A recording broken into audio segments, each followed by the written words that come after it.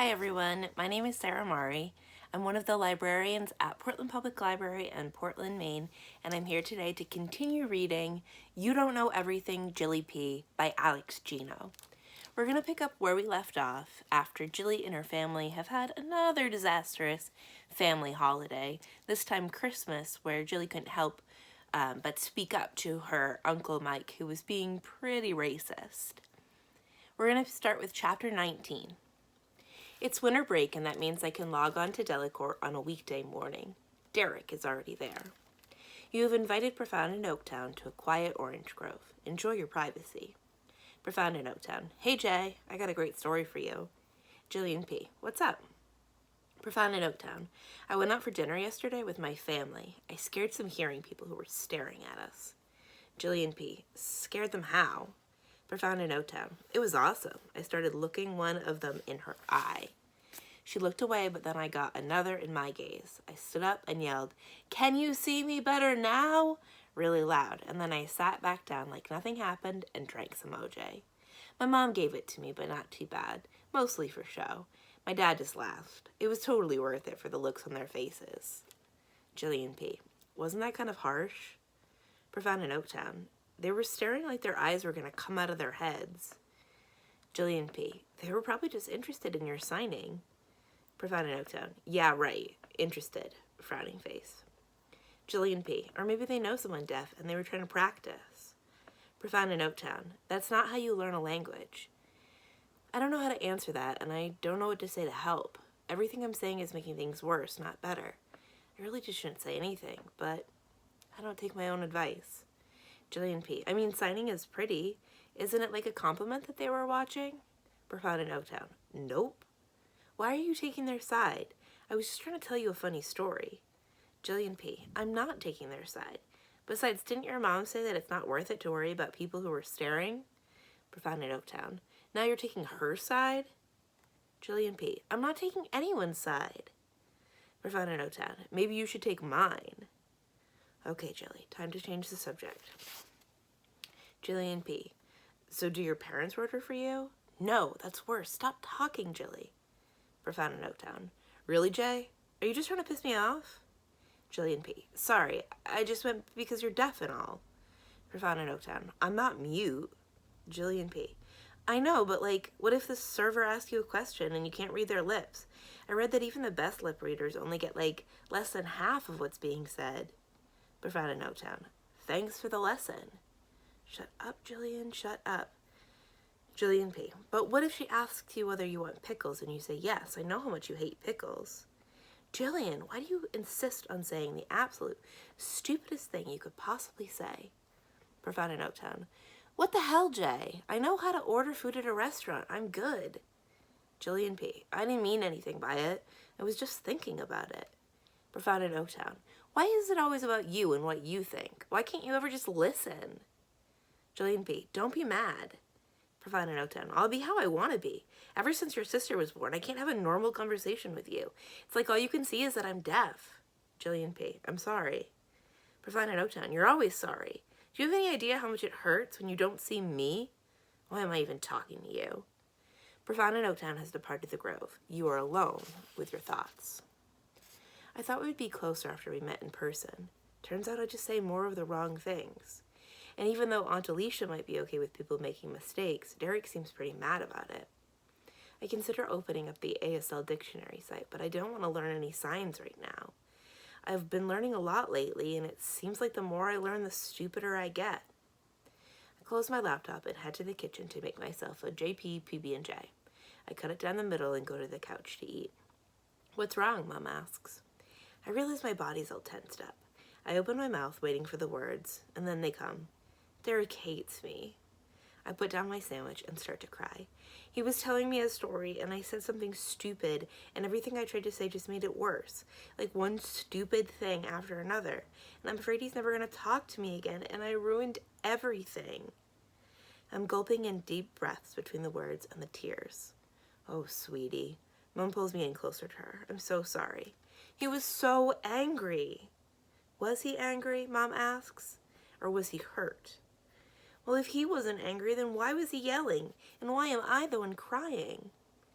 Sometimes when we're hurting, we can't show it, but we still got all those feelings, and so it looks like anger. But I wasn't meaning to hurt him, I say. Of course not. I just wasn't thinking. Mom nods.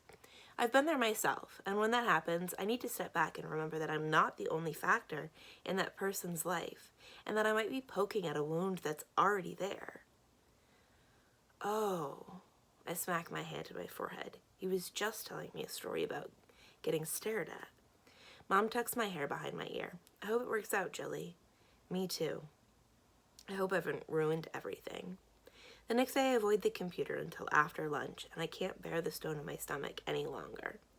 I open Delacorte and I send Derek a message. From Jilly P to Profound in Oaktown. Message. I'm sorry about yesterday. I feel like Gwenella in the swamp. You dispatch a pigeon with your letter. She promises you a speedy delivery. The scene in the swamp is one of the lowest moments in Sword and Secret, when everything has gone wrong and it looks like there's nothing that Gwenella can do to get back to her family in time. A chat box opens up soon after. Profound in Oaktown has invited you to a bench by Lake Serene. Enjoy your privacy. Profound in Oaktown. Gwenella in the swamp, huh? That's pretty bad. Jillian P. Are you still mad at me? Profound in Oaktown. You want the truth? Jillian P. Yeah. Profound in Oaktown. Kinda. Jillian P. Oh. Profound in Oaktown. I mean, it's like sometimes you're cool. Jillian P. Thanks. Profound in Oaktown. But other times you just don't get it.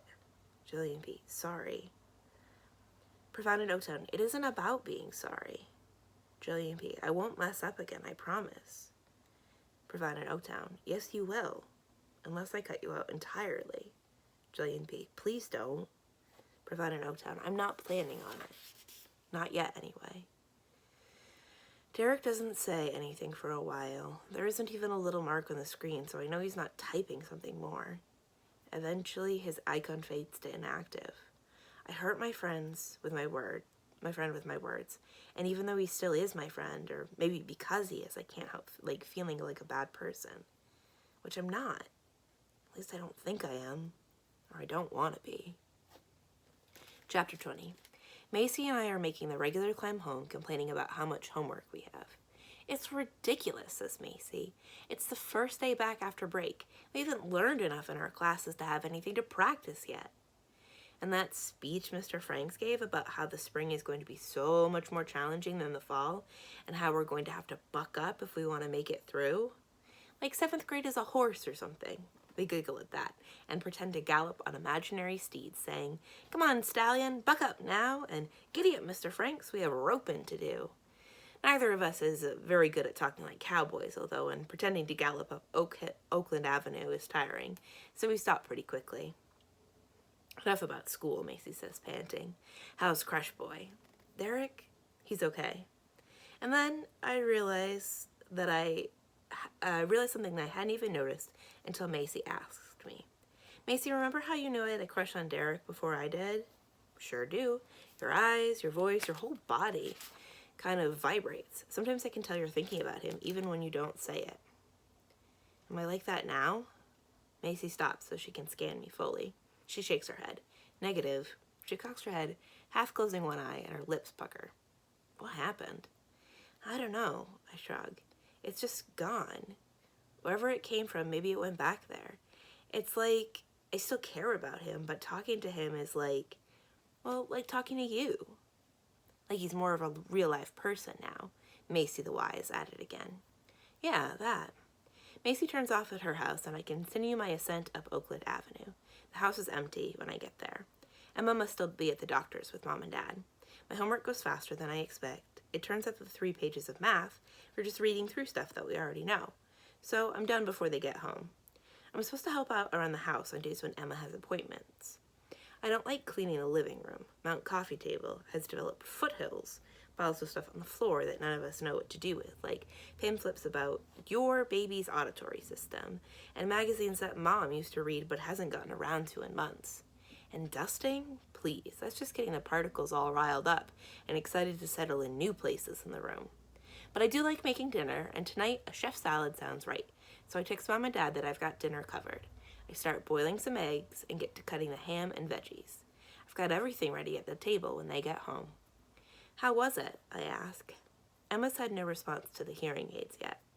Mom says, we'll keep checking on it, but it looks like we're moving forward with plans for cochlear implants, says Dad.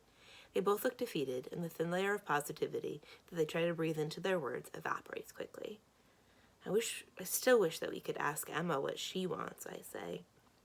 Me too, Mom says. And we're going to keep signing no matter what, says Dad. It's actually kind of fun, now that I'm getting the hang of it. Alicia was texting me information about our ASL class, says Mom. I think she and Joanne might sign up for the next round. Signing up to sign, I say. It's a very good sign. I like it, says Dad. You could look into a career in advertising. I'd rather not, I say. Phew, says Mom. I mean, I would still love you and everything, but I would just as soon as not have my daughter using her wit to part people from their money. Besides, I always saw you as a professor someday. Or a mechanic, Dad asks. A mechanic would be good too. Sorry, Dad, I'm not the car type. And I don't think I want to be a professor either. But, Dad raises both of his eyebrows and shoulders in a farce of surprise. If you aren't going to be a professor or a mechanic, what will you possibly do in the world? There aren't other jobs out there, are there?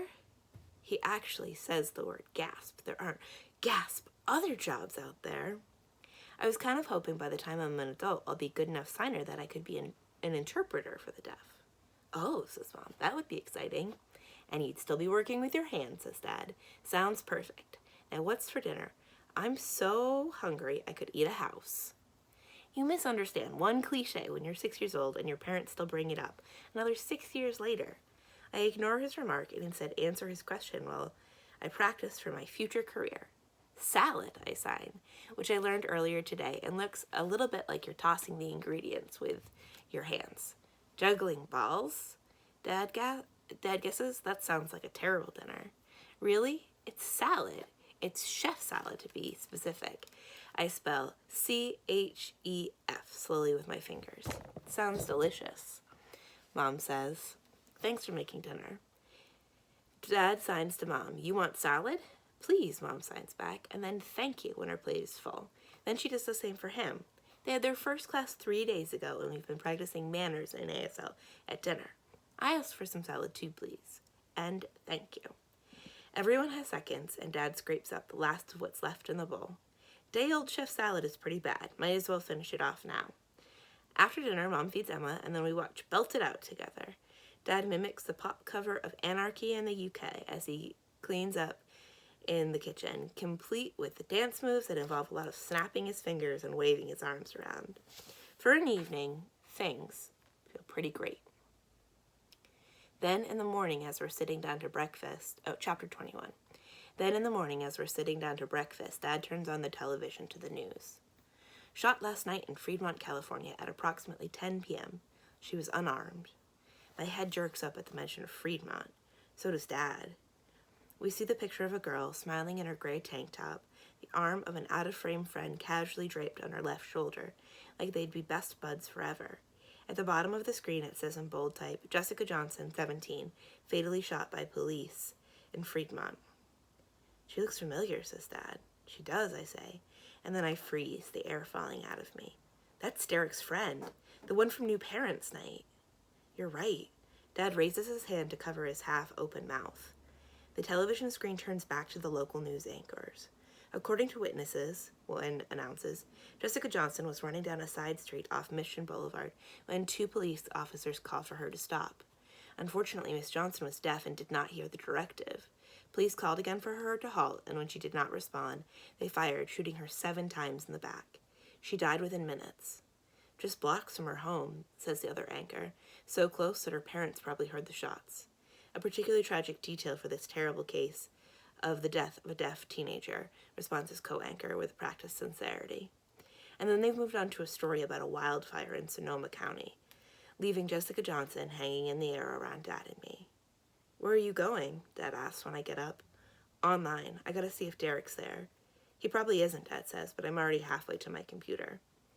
I log on, and Dad is right, but I send Derek a note saying how sad I am that Jessica was killed. Getting dressed for school, I decide to wear a black shirt and a black pair of pants with tiny white stripes. I never talked to Jessica directly, but I did meet her, and she was Derek's tutor. And even if I didn't know her, it's sad beyond sad that the cop shot her just for running down the street. No one mentions Jessica at school. Not the kids, not the teachers. Nobody except Macy asks why I'm dressed in black. I wonder whether people even know what happened. But I think about Jessica all day. How she should be at school, and how her classes must feel empty without her. What is her family doing? What are her friends doing? What is Derek doing? After school, I go back online, and this time he's there. Hi, Jilly P. Bad is Great, Profound in Oaktown, and Pure Green Elven Girl are here. Pull up a chair, or a birch limb if you're a raven of the ancient clan, and join in. Jillian P. Hey, Profound. Instantly, a chat window opens up. Profound in Oaktown has invited you to an unoccupied oasis in the desert of desolation. Enjoy your privacy. Profound in Oaktown. She was on the track team. Jillian P. What? Profound in Oaktown. Jessica. That's why she was running. She was practicing. Jillian P. Oh. That's awful. It's all awful. Profound in Oaktown. No one on TV is saying that. They just see another black kid running in the street at night. And they're all going on about how she should have been wearing her hearing aids. And no one is saying that she shouldn't have been shot. Derek doesn't say anything after that, but he starts posting to his Vidalian profile page, which he almost never does. His words flash by as alerts at the bottom of the screen. Deaf, black, and alive at Profound in Oaktown. Heartbroken. Hashtag missing Jessica. Deaf, black, and alive at Profound in Oaktown. Police killed Jessica Johnson in Fremont, home of CSD. Hashtag Black Lives Matter. Hashtag say her name. Deaf and black at Profound in Oaktown. Jessica Johnson was my math tutor. I wouldn't know fractions without her. Because of police, she is gone. Hashtag missing Jessica. I press the green thumbs up button, but that feels weird because I don't want Derek to think I like what's happening. So then I press the red thumbs down button, but that's worse because I don't want him to think that I disagree with him. So I didn't do that too, and then I write a comment that says, this sucks, but I don't post it. Instead, I go back to the chat window, which is still open. He was the last one to type, so it's my turn anyway. Jillian P. I'm really sad about Jessica. Profound in Oaktown. Me too. Jillian P. You must be so angry. Profound in Oaktown. Furious. And sad. And terrified. It could have been me. Jillian P. Can I send you a virtual hug? Profound in Oaktown. Yeah.